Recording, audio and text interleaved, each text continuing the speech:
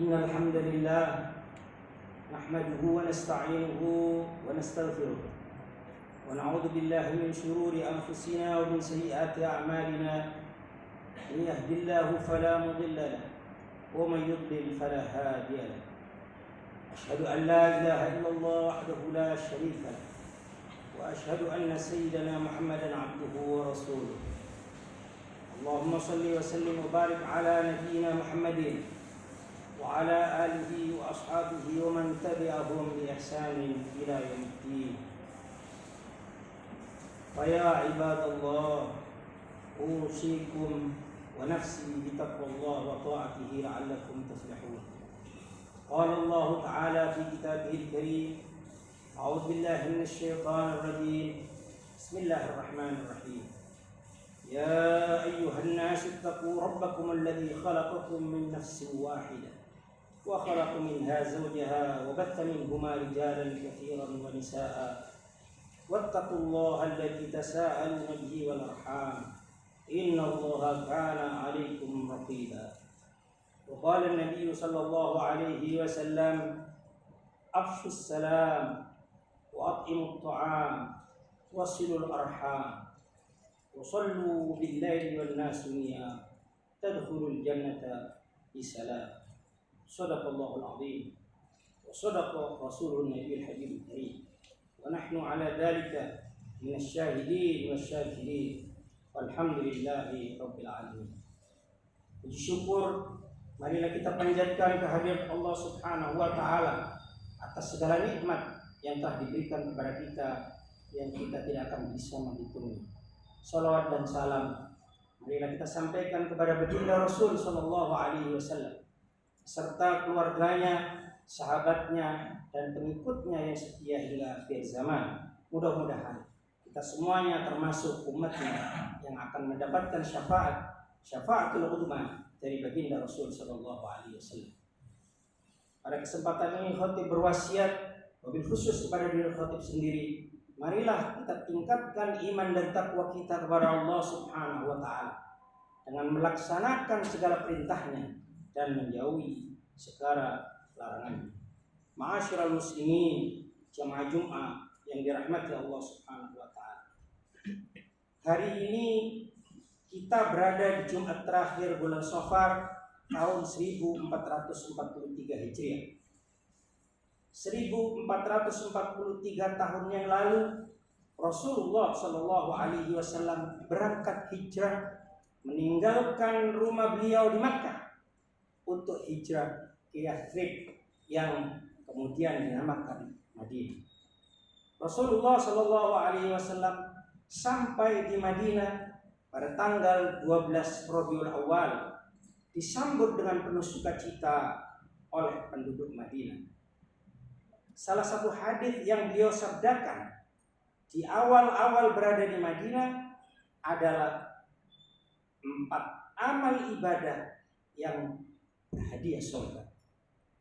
Beliau mengajarkan kepada sahabat-sahabatnya di Madinah dalam riwayat hadis dari Ibnu Majah dan Imam Ahmad, Rasul sallallahu alaihi wasallam bersabda: "Afshus salam wa at'imut ta'am wasilul arham wa sallu bil laili wan nasu niyam tadkhulul jannata bisalam."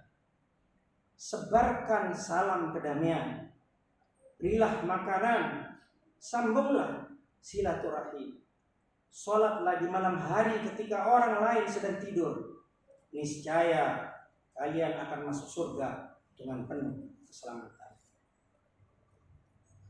Ma'asyiral muslimin, jamaah Jumat rahimakumullah. Pesan pertama Rasulullah sallallahu alaihi wasallam adalah afshus salam. Sebarkan salam, sebarkan kedamaian. Rasulullah menganjurkan umatnya ketika bertemu sesama muslim untuk mengucapkan salam. Beliau juga memerintahkan umatnya untuk menyebarkan kedamaian. Kapanpun waktunya dan dimanapun berada, seorang muslim harus menjadi penebar kedamaian. Sebab salah satu makna Islam adalah kedamaian. Dan sejak awal Islam mencintai kedamaian. Sejak dakwah Islam pertama setelah Rasulullah menerima wahyu hingga wafatnya beliau, tak ada satu orang pun yang dipaksa masuk Islam. Islam disebarkan dengan penuh kedamaian. Bahkan saat Rasulullah disakiti ketika mendakwakan Islam, beliau tidak serta-merta membalas dengan kekerasan. Baik di Makkah maupun di Madinah, orang-orang masuk Islam dengan damai.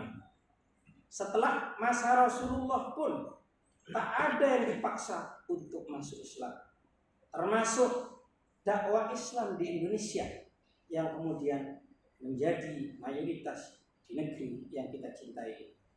Islam disebarkan dengan damai, tak ada yang dipaksa, karena Allah telah menegaskan di dalam firman-Nya surah Al-Baqarah ayat 256, A'udzubillahi minasyaitonir rajim. La ikraha fid din, qad tabayyana ar-rusydu minal ghayy. Tidak ada paksaan di dalam memeluk agama Islam, karena telah nyata mana yang benar dari mana yang salah. Sejak awal dakwahnya, Islam adalah agama penebar kedamaian. Rasulullah Shallallahu Alaihi Wasallam mencontohkan bagaimana berbuat baik kepada setiap orang, meskipun orang itu tidak memeluk Islam. Sewaktu di Mekah, umat Islam disakiti sedemikian rupa, dicaci, disiksa, bahkan ada yang dibunuh seperti Yasir dan Sumayyah. Rasul Shallallahu Alaihi Wasallam memerintahkan umatnya untuk bersabar. Barulah di Madinah turun ayat-ayat jihad dan terjadi peperangan.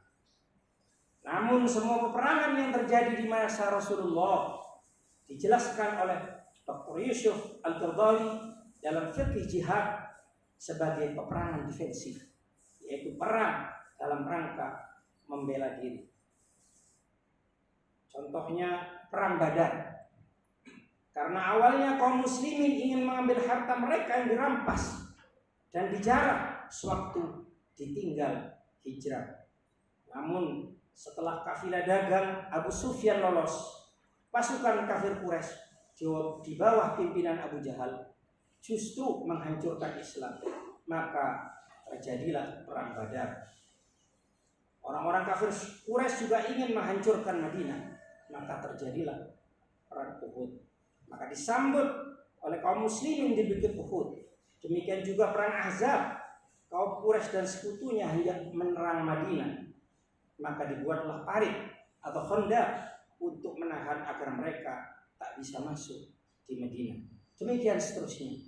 Setiap perang di masa Rasulullah selalu dilatar belakangi oleh adanya upaya penyerangan dari musuh Islam. Demikian pula fakta historis sepanjang sejarah. Islam adalah agama cinta kedamaian. Maka jika ada yang menuduh Islam agama kekerasan, tanyakan kepada mereka, siapakah yang menyulut perang dunia pertama? Siapa pula yang menyulut perang dunia kedua? Bukan orang Islam. Siapakah yang menjatuhkan bom atom di Hiroshima? Siapakah yang membantai 20 juta suku aborigin di Australia? Jawabannya adalah bukan orang Islam. Siapa pula yang menjadikan lebih dari 150 juta manusia dari Afrika sebagai budak apartheid? Di antara 77% dari mereka mati di perjalanan dan dikubur di lautan Atlantik. Juga bukan orang Islam. Siapa yang membunuh jutaan orang Indonesia selama 350 tahun penjajahan? Siapa pula yang membunuh ratusan ribu orang Palestina dan mengusir dari tanah kelahirannya? Juga bukan orang Islam. Islam adalah agama damai. Pesan Rasulullah yang kedua yang disampaikan oleh Rasulullah adalah at'imut ta'am, berikan makanan kepada orang yang membutuhkan. Inilah humanisme Islam. Inilah kemanusiaan Islam dan kepedulian Islam. Islam menghendaki manusia saling tolong-menolong. Maka jika ada yang membutuhkan, hendaklah ditolong. Dan umat Islam harus menjadi pelopor dalam menolong orang lain. Apalagi jika yang dibutuhkan adalah kebutuhan primer yang sangat mendesak, termasuk makanan dan minuman. Sejak di Madinah, spirit menolong orang lain sudah ditanamkan. Yang paling monumental adalah turunnya surah Al-Ma'un yang mencela para pendusta agama, yakni mereka yang suka menghardik dan tidak peduli terhadap anak yatim dan tidak pula mau memberi makan fakir miskin. Allah Subhanahu wa taala berfirman di dalam surah Al-Ma'un ayat 1 sampai 3, A'udzubillahi minasyaitonir rajim. Bismillahirrahmanirrahim. Ara'aital ladzi yukadzibu bid-din? Fadzalikal ladzi yad'u al-yatim wa la yahuddu 'ala ta'amil miskin.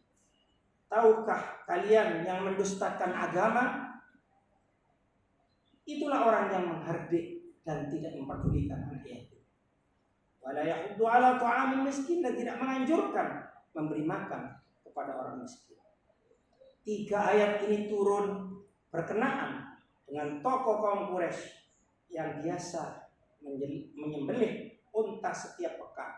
Suatu ketika seorang anak yatim datang meminta sedikit daging dari unta yang disembelih itu, namun ia tidak diberi, justru dihardik dan diusir. Sehingga turunlah ayat ini kepada Rasul SAW. Islam menyebut mereka itu pendusta agama. Sebaliknya, Islam mengajar kepada pemeluknya menjadi orang yang peka dengan lingkungannya dan suka menolong orang lain yang membutuhkan, terutama fakir miskin dan anak yatim. Ma'asyiral muslimin, jamaah Jumat yang ketiga yang dirahmati Allah Subhanahu wa taala. Pesan Rasulullah SAW yang ketiga adalah wasilul arham, yaitu sambunglah tali silaturahim. Menyambung tali silaturahim bukan hanya kepada keluarga dekat, tetapi juga kepada tetangga, sahabat, dan teman. Mereka yang sudah terikat dengan silaturahim janganlah diputuskan. Bahkan silaturahim terbaik, kata Rasul Shallallahu Alaihi Wasallam, adalah menyambung silaturahim kepada orang yang memutuskan. Silaturahim ini luar biasa manfaatnya. Rasulullah Shallallahu Alaihi Wasallam bersabda dalam hadis yang diriwayatkan oleh Imam Bukhari, "Man ahabba an yubsata alaihi fi rizqi wa an yunsa'alahu fi athari falyasil rahim." Falyasil rahimahu, barang siapa yang ingin dilapangkan rezekinya dan dipanjangkan umurnya, maka falyasil rahimahu, hendaklah ia menyambung tali silaturahim. Pesan yang keempat dari Rasul Shallallahu Alaihi Wasallam adalah qiyamul lail, sholat malam. Ini merupakan sholat sunnah yang paling utama di antara sholat-sholat sunnah yang lain. Rasul Shallallahu Alaihi Wasallam bersabda dalam satu hadis yang diriwayatkan oleh Imam An-Nasa'i, afdhalus sholat ba'dal fariḍah qiyamul lail. Sholat yang paling utama setelah sholat fardu adalah sholat malam. Apalagi ketika didahului tidur menjadi sholat tahajud yang keutamaannya Allah firmankan di dalam surah Al-Isra ayat 79, A'udzu billahi minasyaitonir rajim wa minal laili fatahajjad bihi nafilatan lak asa ay yab'atsaka rabbuka maqaman mahmuda. Dan pada sebagian malam hari bertahajudlah kalian sebagai satu ibadah tambahan bagi kalian. Mudah-mudahan Tuhan mengangkat kalian ke tempat yang terpuji. Ma'asyiral muslimin, jemaah Jumat yang berbahagia. Semoga kita semuanya dimudahkan oleh Allah Subhanahu wa taala untuk mengamalkan 4 amal tadi dan memasukkan kita ke dalam surganya Jannatul Na'im. Amin. Amin ya rabbal alamin. Aqulu qawli hadza wa astaghfirullah li wa lakum wa li sa'iril muslimin wal muslimat wastaghfiruh innahu huwal ghafurur rahim. Allahumma shalli ala sayyidina Muhammad wa ala ali sayyidina Muhammad.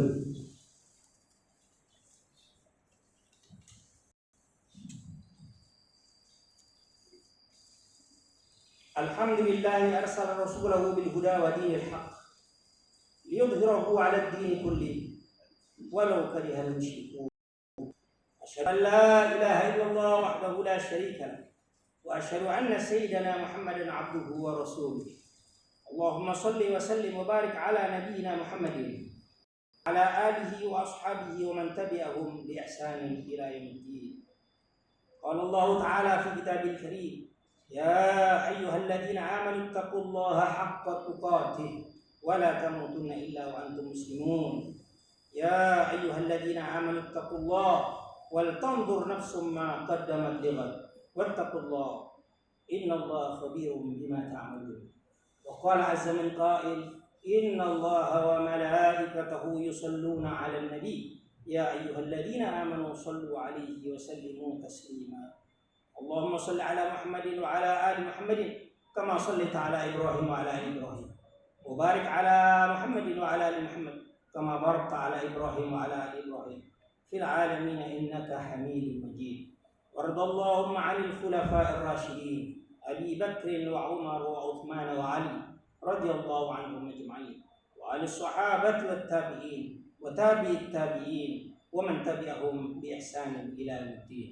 اللهم اغفر للمؤمنين والمؤمنات والمسلمين والمسلمات الأحياء منهم والأموات إنك سميع قريب مجيب الدعوات ويا قاضي الحاجات. ربنا اغفر لنا ولإخواننا الذين سبقونا بالإيمان ولا تجعل في قلوبنا غلا للذين آمنوا ربنا إنك رؤوف رحيم.